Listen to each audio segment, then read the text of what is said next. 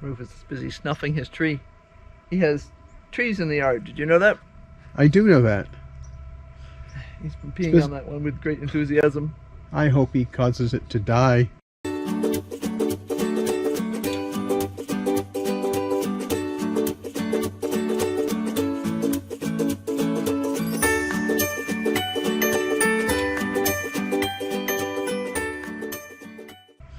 He's been peeing on that one with great enthusiasm.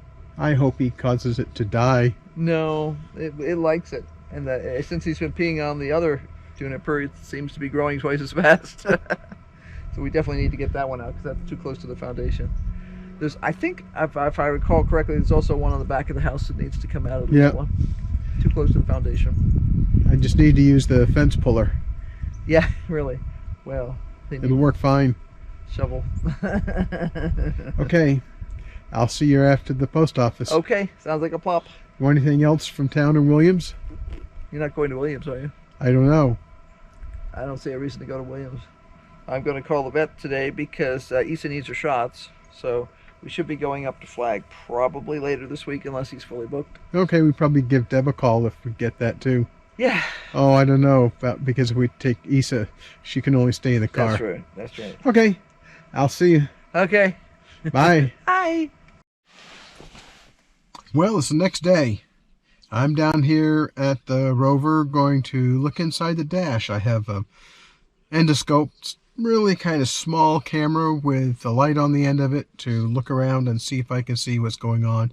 Try to determine if there's some cut wires. I know there's cut wires in the engine compartment. I found some yesterday. I looked again this morning, and yeah, there's some things cut up and chewed up by the rats. So I'll be doing the evaluation in the dash to see if I can fix it. If not, I'm gonna have to send this car probably up to Flagstaff. Wish me luck. 3 days.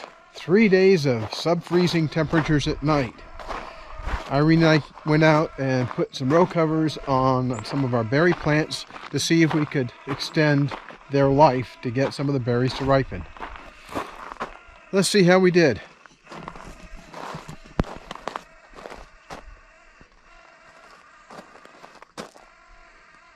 Blackberry plants seem to be pretty hardy. The question is, can we get the fruit to ripen? The fruit seems to be still in decent shape. It has to spend more time on the cane to ripen up. We'll see if we can get it to last that long. So far, so good. We'll see. You know, you can never tell. Now, what's happened to us is the weather forecast had expected a cold bubble coming down from Canada to come down further east of us. And instead, it popped down and dropped temperatures down into the upper 20s.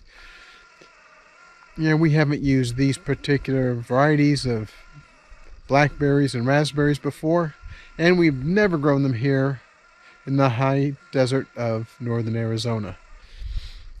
So we weren't sure what was going to happen, but the plants seemed to survive just fine. Hopefully we can get some more fruit off. It's been really great having some really tasty morsels. Well, this is not a happy sight.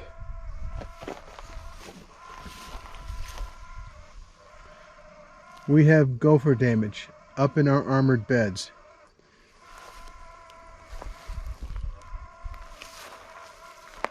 We made this bed a few years ago, and the entire bottom of it is armored. Still, we had gophers get in here, so it must mean that they snuck along the top.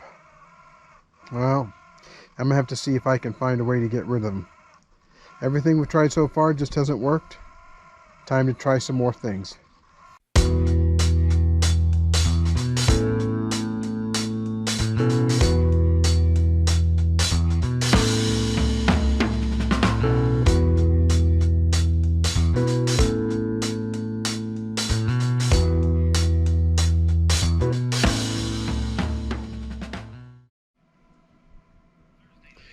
You know, sometimes things don't go quite as planned, and that's the case today.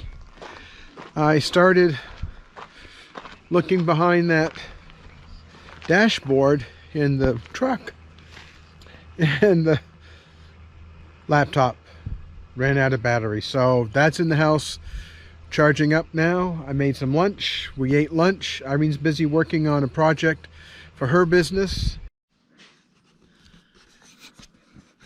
Well, this is the current project I'm working on, and I have a custom order for a wheel, and this is a picture of a motorcycle wheel here, but it's a 9-spoke wheel. Now, most of the wheels that we find historically are 8-spoke wheels, and they're very easy to make because it's just simple. You go one up, one down, one up, one down, you know, and like that, and you've got 8 spokes. But 9 is a little wonky because it's an unusual number, and that means 40 degrees in between each line. And of course, you don't think I can find the right equipment, which I own, to draw that. So what I did was I found a picture of a specific motorcycle wheel that is a 9-spoke wheel, and I have highlighted it with magic marker and a ruler, and I have just scanned it on my scanner so that I can print this thing out to be the right size. Now what I'll do, and here's an example of what I do here. This is obviously a different project, but what I can do is I can print out a whole bunch of slightly different size pieces until I get them exactly the right size. You can see this has been chopped up because I found the right size that I wanted. And I'm going to come out here and fill up the barrels in the greenhouse. Now, it's important to do that for a couple of reasons. One is we do want to use the rainwater. It's good for the plants. The other reason is that it's getting cold, and we've had freezing temperatures for the past 3 nights.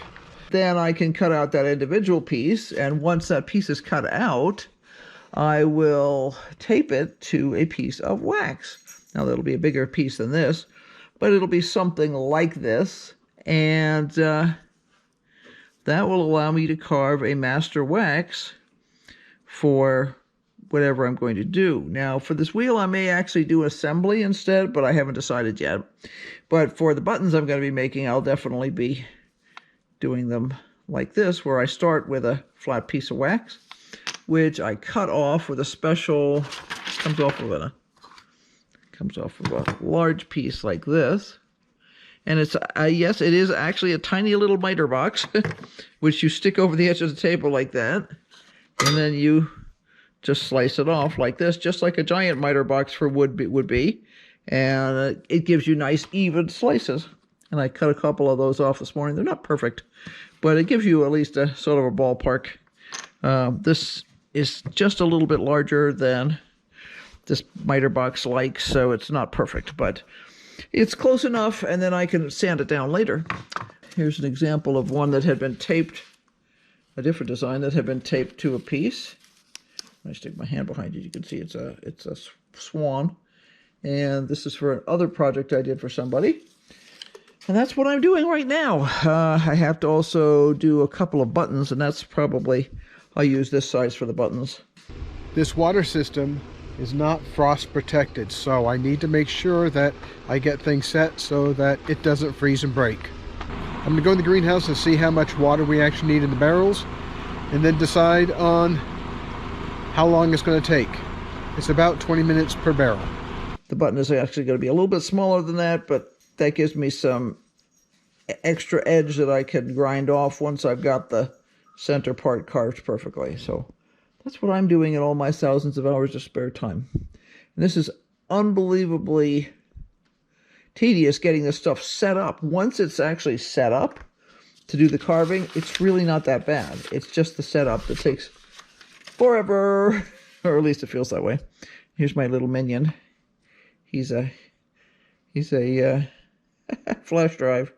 I love him because he stands out, and you can find him on your desk because he's he's too cute.